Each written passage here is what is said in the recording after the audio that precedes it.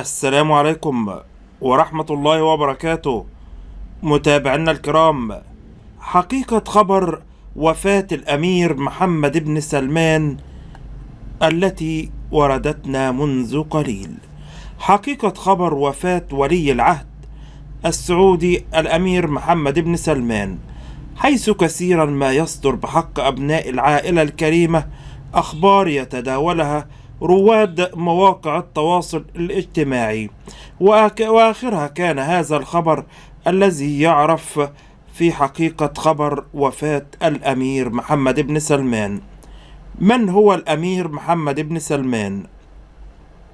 الأمير محمد بن سلمان بن عبد العزيز آل سعود ولي العهد السعودي الحالي للمملكة العربية السعودية، والنجل السادس للملك سلمان، ووالدته هي الأميرة فهد بنت فلاح آل حثيلين، وقد ولد في الرياض بتاريخ 31 من أغسطس لعام 1985 ميلادية، وشغل العديد من المناصب المرموقة في المملكة.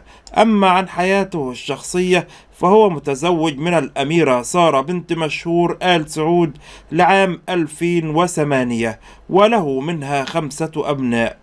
خبر وفاة الأمير محمد بن سلمان وانتشر في الساعات الأخيرة الماضية، خبر ضجت به مواقع التواصل الاجتماعي، مفاده أن ولي العهد السعودي قد فارق الحياة، إلى أن هذه الأخبار عارية تماما عن الصحة وما تزال شائعات، حيث لم يتم التصريح من قبل أي مصدر رسمي عنها، وتجدر الإشارة إلى أن هذه الأخبار يجب التأكد من صحتها من قبل الديوان الملكي السعودي قبل تداولها.